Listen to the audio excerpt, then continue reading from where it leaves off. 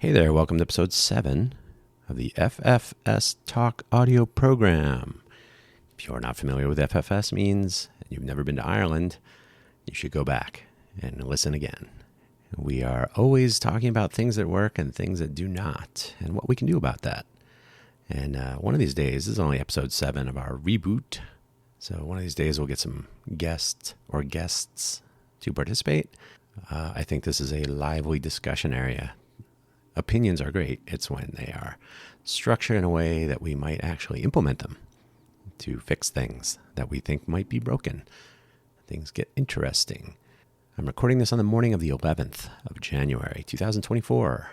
This is CES week. It's been a little tight, a little tricky to fit in production schedule.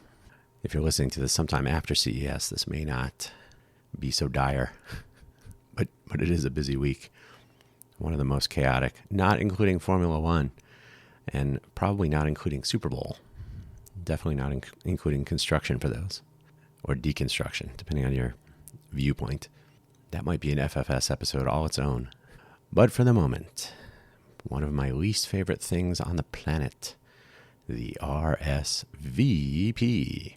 So we have likes and shares and friends and followers and all sorts of words that used to mean something, but now they are icons and numbers that are bandied about. How many views? I forgot to put views in the list. How many views does that have? And if you're a podcaster, you know that listener count is tricky. Your audio program can be replicated in feeds all over. You can be on Amazon Music or Google Podcasts, which will become YouTube Podcasts or whatever. They're killing off another product. You could be on Apple. You could be on Spotify. Ugh. Anyway, there are more, and your audio feed might be added to an aggregate feed of some sort. So audio listenership is tricky, but it doesn't really matter. I mean, you can listen to these anytime you want. It doesn't really matter to me if it's a month or a year from now and you decide to listen to this episode. I mean, it does matter that you listen to it, but I'm not poring over numbers every day. I have no advertisers to satisfy. I don't know if that will ever change. Probably not. I'm really more interested in for now, having a solo conversation and eventually having interactive conversations, whether it's online streams, which are probable, or guests, which are possible. Likely and probable are words I don't use for that at the moment. My voice is all over the place. I've been talking quite a bit, and this will be the third day of the public CES part. I attended Tuesday and Wednesday. Today's Thursday. So after I publish this episode, I will hit the road, check out the big halls. I spent 2 days at the Eureka Park and the floor above it, which is not technically Eureka Park, although I did find some overflow. So I think all of Shenzhen, China, is in the floor above. I don't remember how they name the floors there at the Venetian Expo. The Eureka Park is unfortunately in the what I would call the basement. It's the taxi / bus transportation, ground transportation entry.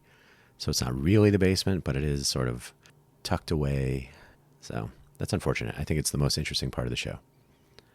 All that said, as I was listing off those things, views and likes and shares and friends and followers, all these things are kind of overused in our modern time. Social networking has made these metrics and not human.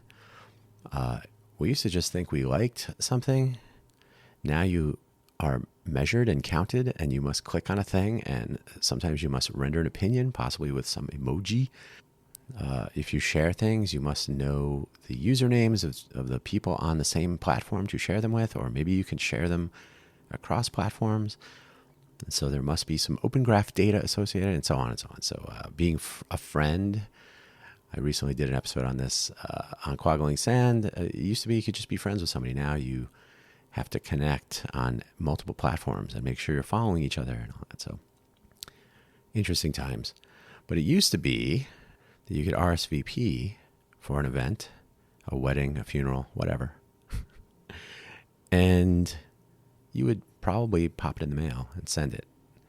We'll get to that in a second. But now the question is, Does an RSVP have any practical value, or is all of that lost? Is it too easy to RSVP? That's basically the question. And can we fix it? Participez, s'il vous plaît. Participer.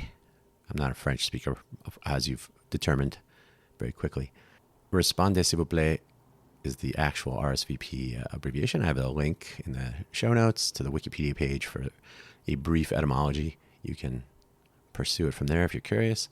So participer is participate, if you please. That should come after the responde. Let us know you're coming and then actually show up. That would be nice.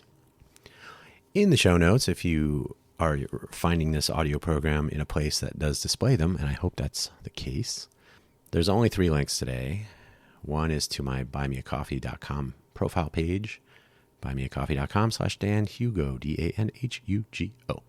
That's all the more monetization, and that's not even real monetization. I'm not really asking you to buy me a coffee, although you can. Any money that goes in through there does indeed go for coffee. My most recent supporter, a former colleague who enjoyed, and appreciated financially my Quaggling Sand episode on my computer history. My former colleague is a big fan of computer museum pieces, the old ways, the giants on which we are, the giants on whose shoulders we are standing. If I can speak, if my voice holds out. My other link to the Ko-fi, ko-fi.com/Dan Hugo page, which is similarly, I'm using both of these as also a way to just reach people, regardless of site. So each, and this is CES week, so I'm unfortunately making a commitment in the future. So Vapor at the moment, Vaporware, a way to connect one person visiting one page to the various projects, whether they're audio programs or otherwise, is convenient. Obviously, if you go to my any of the homepages for any of my audio programs, there's a website for each. And just very quickly, Cafe Genius Impresarios, Let's Innovate for Vegas, Quaggling Sand, and FFS Talk. So there are websites for each of those. Let's Innovate for Vegas is a nonprofit, so that's a separate thing. But I do link to it anyway, because why not? I'm producing that. And the other program. So one-stop shop, you can find those and some other projects and whatnot. So it's just one place to be found in a sea of many places to be found. So that's about all the selling or marketing I'm going to do right now. Wikipedia entry for the RSVP term, a little etymology on it, but overused to be sure. So yeah, that RSVP, it's a French phrase adopted most likely due to brevity, rather than people coming up with, hey, it'd be nice if you'd let me know if you're going to show up to my event. It's so much easier to write RSVP, but just like RIP, it sounds good, but I think it's too easy to say or write or type. So I would argue that it has sort of lost its significance, not its meaning, but its significance.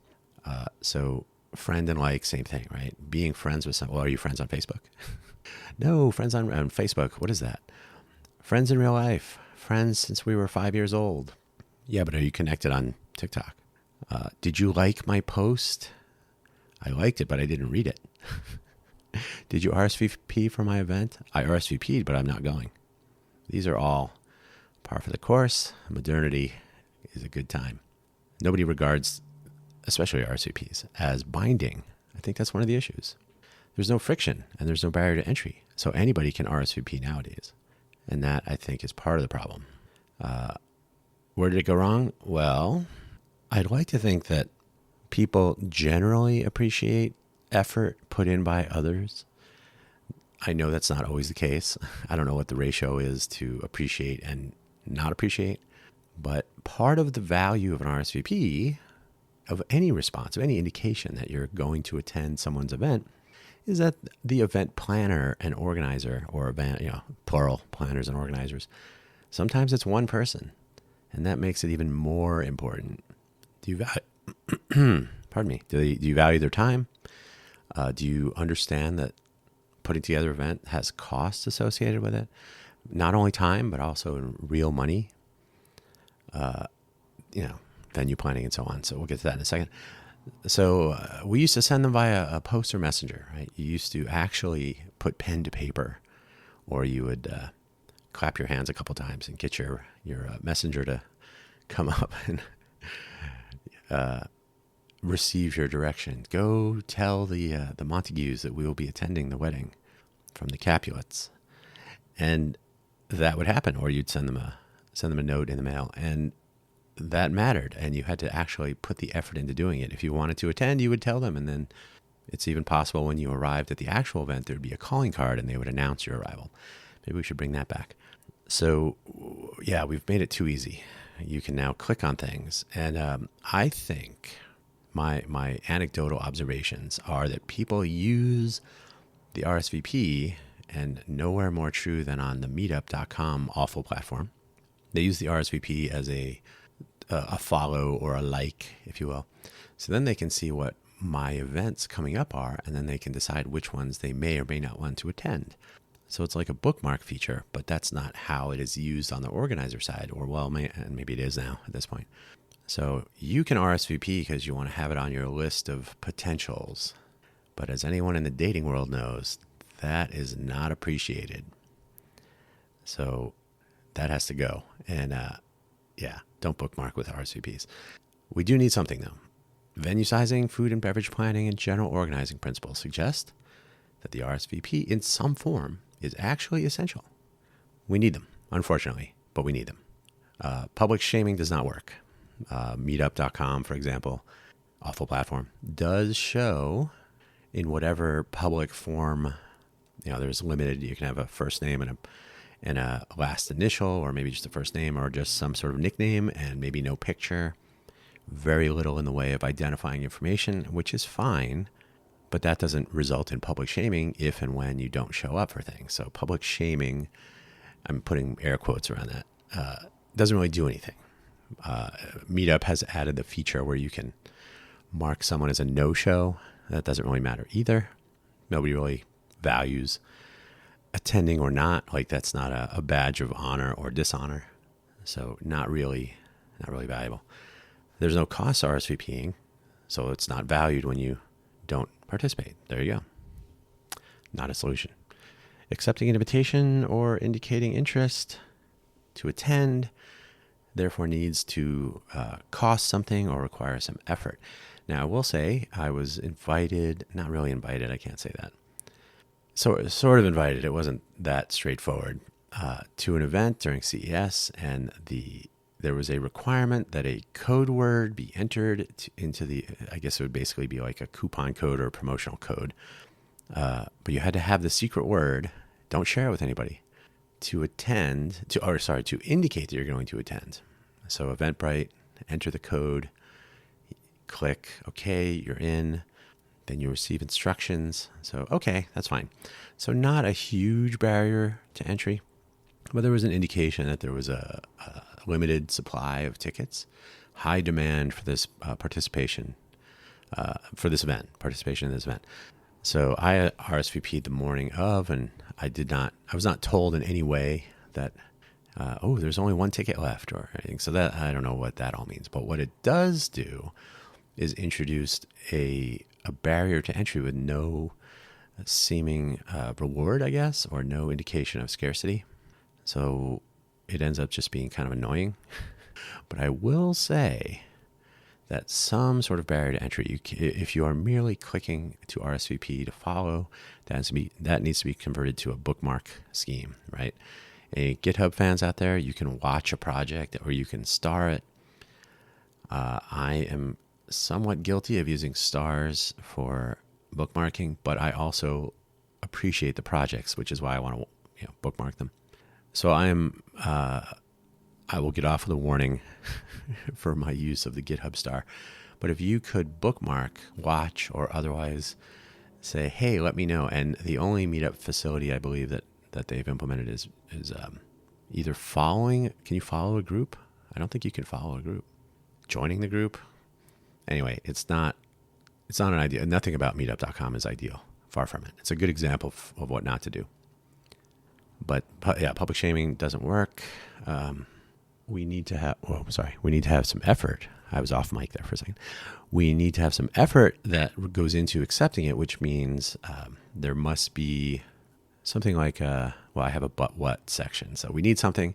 We need to have some friction. There used to be this notion of like, ooh, frictionless sharing on social media platforms, and we'll make it easy to share. Well, it just makes it easier for junk, right? So similarly, frictionless RSVPing just makes it easy to RSVP to everything, use it for bookmarking, and then they don't work. One of the reasons I'm talking about this today during this episode is I had a morning meetup on Tuesday before the show started at the Venetian Expo. It was actually in the Grand Canal Shops. If you're not from Vegas, it's the mall that's right by the Venetian Expo Center. So the meetup was in the mall. It was like physically just outside the entrance of the Illy Cafe. So there was a coffee shop, there were tables. It was reasonably not crowded. I was going to say dead, but it wasn't dead. Not at all. It was not crowded because they opened at 8, although they happened to have opened at 7:25, anticipating the intensity of the CES week ahead. So we had this meetup. I had planned it for a month prior. I can't say I did much planning, but I did take photos to aid people finding it because not everybody was able to locate it last year. We had it in the same place. So I went last week, took some photos, created a description associated with the photos to help navigate through the mall, through the palazzo, or from outside to get to the meeting space at the Love sign. If you're familiar, it's a big LOVE. Those are actually in different places of the world, so I'm sure someone out there has visited all of them. And it took that time, so I'm not going to say it was a killer, and I didn't really spend much money assuming my time is worthless, which some people do. But it was not a tremendous effort, but it was more than zero. Also, I visited the mall arriving at about 7 a.m. just to make sure I wasn't late. And 56 people had RSVP'd and on meetup.com, unfortunately. And 4 attended. So thanks to those 4 people. I always tell people it's not the number of people who attend, it is the number of the right people who attend. That is to say, if only one person showed up, but it was the exact right, correct one person, the most interesting and interested and fruitful conversations and productive activity pursuits follow, then you really only needed one. So it's not the fact that only 4 people showed up. That would have been fine. It's that 56 people RSVP'd to as a bookmark. Had this been an actual event, there would have been no rejoicing. So this is a problem. And the RSVP, the culture of the RSVP is fundamentally broken because this is not a one-time event. I've spoken with many people. RSVPs just don't have any weight. There's no cachet, I guess. It's a word that's misused for that. No gravitas. So, yeah, we need to do something. I got to scroll the notes. So I do that noise, and I need to filter that. I need a pop filter properly installed, so apologies for that. I'm not even going to filter that out. You're going to hear it. You heard it. Public RSVP is useful for FOMO, fear of missing out. So, my friends have RSVP'd to this event. Maybe I should go. Facebook is probably still in use by people because of that, because of the Facebook event / friend list intersection. So more power to them. If you're not on Facebook, then it's completely useless. And I haven't visited a Facebook profile in 2 years now, 2.5 years. But in the case of non-private events, this is useful because you may get a suggestion thanks to some algorithm. It says, hey, people who have attended events with you before or whatever. So you may or may not need to be directly associated. But if you can discover public events through RSVP associations, that's valuable. So they're needed for things like that. So great. Accepting an invitation is frictionless, but should not be. So if you're invited to an event specifically, or tacitly by RSVPing to a public event, you're indicating to the organizers and planners that you're going to be there. You're going to be taking up a seat. You'll be consuming some snacks and beverages and perhaps participating in some way. So planning for participation of, a dozen people or 56 and only getting 4 may actually cost money. And that's where the pain really begins. It costs time and so on. But, if there's no cost, then it's really just frustration. It's why do people do this? That kind of thing. I went to a CERT refresh training, CERT Community Emergency Response team. It's a FEMA organization. It's civilian first responders, volunteers who get a little training now and then to refresh their memory about how to put on a Band-Aid or conduct field triage or assessment prior, RPMs and whatnot. So I attended a Saturday. It was quote unquote all day. It was probably like 9 to 4 or something. And they said, I think it was going to be 13, 14 people. Oh no, when I arrived, there was a list. That's right. You had to sign in. I was not on the list because I signed up late, but I was told that the class was almost full. So make sure.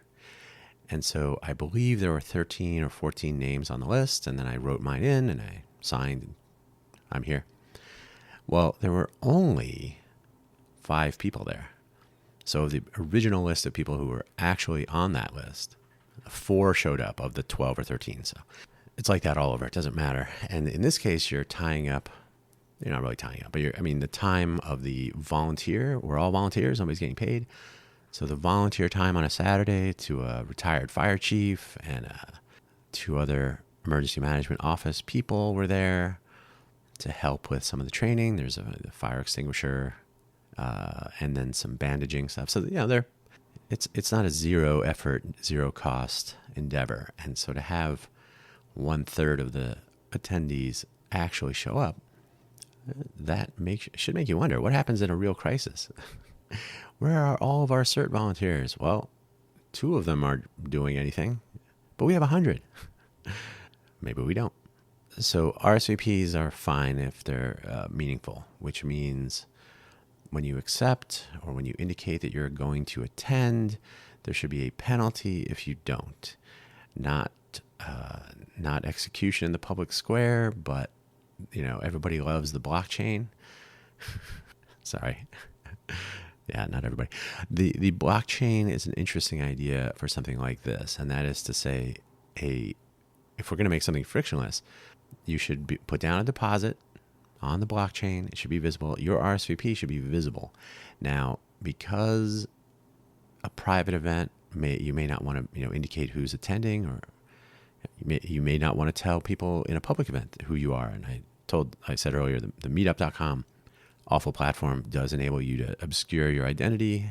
So similarly, a blockchain-like thing would say, hey, I have put down money that I'm going to participate. And if you don't participate, you lose your deposit. That's totally normal. That's how most things work.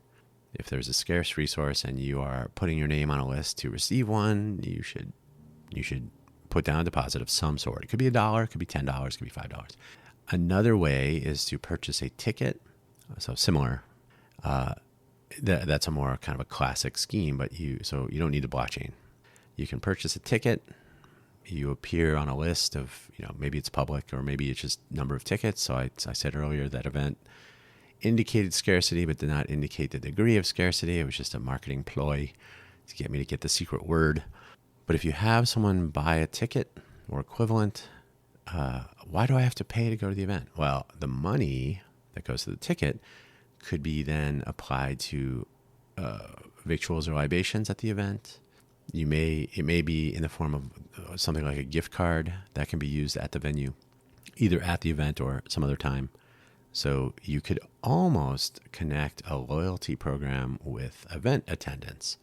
Now that I think about it, that might be a real thing. So now if you put down your $5 or $10, for example, a coffee shop meetup, yes, save me a seat at the round table or a square one. And if you don't show up, that couple of dollars goes to the venue, and you may or may not be able to use it. Perhaps maybe you don't technically lose the money. It goes to the venue in the form of a gift card, probably a digital gift card to keep the cost down. So they get that cash, they put it in the bank, and they have it. And if you choose to go to that venue sometime later, you still have your gift card money. No loopholes about taking back the money after some amount of time. That's not cool. But you could literally take that deposit money, put it in the bank for the venue. Maybe it goes to the organizers and hosts too. But so just in the general case, though, that reservation money goes to the house or the people in it. And you, as the person who didn't show up, still have access to that later, but you have committed your funds. So that the penalty for you is you don't have $5 or some, wherever you are, wherever your currency is, you have $5 venue dollars or 5 venue units, 5 credits, and press Latinum. So you can go to that venue some other time. Now, the bonus is if you attended the actual event, you get more, a discount, something, right? So using it in conjunction with the event, I'm kind of doing this on the fly here, but I kind of like this idea.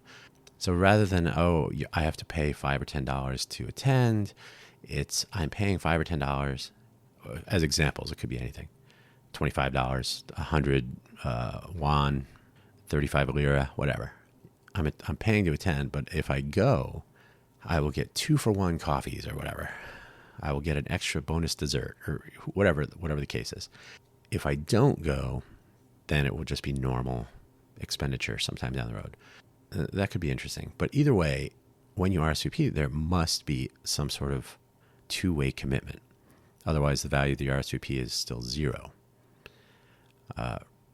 Also, if there's a way to track people who are recidivist ghosters, that is, if you tend to use that bookmarking feature, but the person that's organizing the event treats it as an actual intent to participate and attend, and you become a cost and then eventually a loss, as that happens more and more, the value of your RSVP should go down.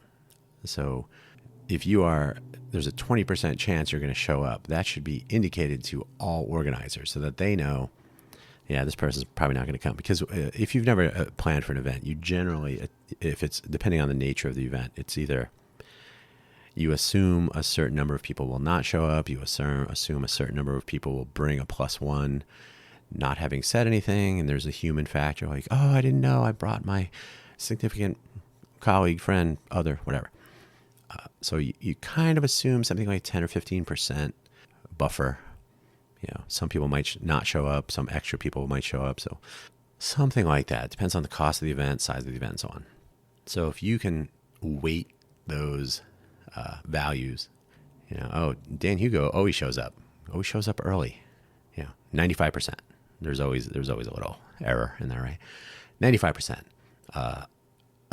The 52 people that didn't show up to Dan's meetup on Tuesday morning, they tend to not show up to that. I don't know, maybe, but 5 of those people are like a 0% chance. They just mark things that never show up for anything and so on. So if you could actually receive that information, if there's a likelihood that 95% of your RSVPs have a 5% likelihood of participating, you can take steps to manage that, right? For example, you can arrange your snacks and beverages so that they're available at the beginning. If you choose not to come or you arrive late, you missed out. If you are in the first 50, you might have access to things. And then once that number is gone, and that way you're accounting for the people likely to show up. And then you're essentially saying, well, if you were unlikely to show up, you're unlikely to get snacks and beverages. Right? So that's another way too. Basically, the value of the time and money and angst that goes into organizing, planning, and executing on events and meetups and gatherings has to be indicated. It has to be proactively promoted to the people who may or may not choose to follow through with their indication that they will participate or attend. Right? They've either accepted the invite, they've RSVP'd, they've taken that step. If they don't value that, they also don't value you as an organizer, or me, or whomever. And there's no feedback loop on that. And I think that is the number one problem. It is free to RSVP, even if there's a fee involved. If it's refundable, then it's really not a real cost. There's always a way to withdraw from that. And it's the day before, you can't cancel. Okay, if it's a small enough pain point, it's not an incentive to follow through. And if it's too large for some, like I prefer to go to events at coffee shops because you pay for the coffee So you're supporting the venue and you're essentially renting the table and the space as a participant, but you're not putting out the organizer because the coffee shop is already there, the tables, the food, the beverages, already there. So the planning is really more about setting up a date on a calendar. So the value proposition and the cost involved work out pretty well. It doesn't work out so well when you're putting real money down on catered food and maybe renting a venue and perhaps paying for people to participate as to staff the event, say, in whatever capacity. So this is where the RSVP really breaks down. And even if there's tickets, people that don't show up, maybe they've paid a ticket price. Does the ticket cover their fraction? Maybe. So then you make events more expensive than they could be. You make them cheaper than they should not be in order to get people to participate or not. So it becomes a game. I think just straight tickets that you lose the money outright are a significant pain point for smaller gatherings. So I'm kind of leaning into the idea I described. So make it a little bit more friction, a little bit of money, but as a deposit of some sort. And the value proposition for attending at the venue for the event makes following through appealing. But because there's not such a steep loss, it doesn't necessarily push people away by having a financial barrier, because they don't really lose. They gain by attending. They don't really lose by not. I'll have to game that out, see what that would look like. But I think there's a lot of possibility there. And yeah, so thanks for playing. I think we have a project in the Innovate for Vegas Foundation project portfolio called vLocal, which is really about sort of privacy-aware loyalty programs and so on. That might be something to that. And because it's vLocal, it doesn't mean you have to be a Vegas local. You could be a virtual local. So yeah, I'm going to have to add this to the user stories. So yeah, thanks for listening. Thanks for listening to me ideate in public. I don't know how many people will hear this, but hopefully in the future you'll look back and say, oh yeah, the thing that we're all using, it was talked about on January 11th at about 9 a.m. when the episode came to an end. So there you go. Thanks for listening. Don't forget, buymeacoffee.com/DanHugo. You don't have to buy me a coffee, but you can find links to as of today, 4 weekly audio programs I produce. I've mostly been a solo host for all of them for the last weeks and months. That will change for 2024 as I convince people that talking about things is important. I've had an opportunity to do that just the past few days, and it has been fruitful. So we'll see if we can get people to actually commit to RSVP, if you will, to join in on the discussion on any of the 4 programs I produce. So book me, buymeacoffee.com/DanHugo, ko-fi.com/DanHugo, just to follow along. If you want to buy me a coffee, great. It will actually go to coffee if you put any money in there. I mentioned earlier, a former colleague did plunk down a couple bucks, and I bought some Lavazza espresso, grand espresso. I can't remember what it was. I had 2 different bags of 2.2 pounds of coffee, 2 different types of beans. So one of those, I can't remember which one it was. So yeah, actual coffee will be purchased, or coffee supplies. Could be equipment, could be consumables, could be maybe some heavy cream even. Heavy cream and a frother with some Tirani sugar-free. A great way to start your day. I know, blasphemy if you're a coffee purist. But I'm off topic. I thank you for listening. Don't forget to listen to the other episodes of this audio program and the other ones. They're all linked on that Buy Me a Coffee page. I'm rambling a little bit. And if you RSVP to something, just go or let them know ahead of time if you're not. Can we just do that? Then we don't need all this other stuff. But you're never going to do that, so we do. Take it easy. Until next week.